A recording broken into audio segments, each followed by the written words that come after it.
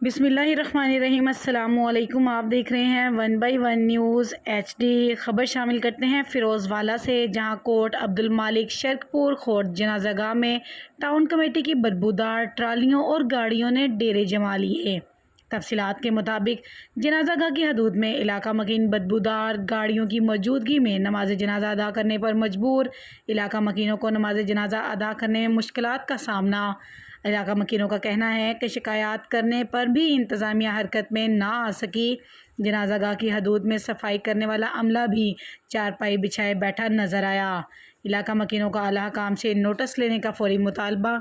एक बार फिर आपको लिए चलते हैं फ़िरोज़वाला कोट अब्दुल मालिक शर्कपुर खोट जनाज़ागाह में टाउन कमेटी की बदबूदार ट्रालियों और गाड़ियों ने डेरे जमा लिए।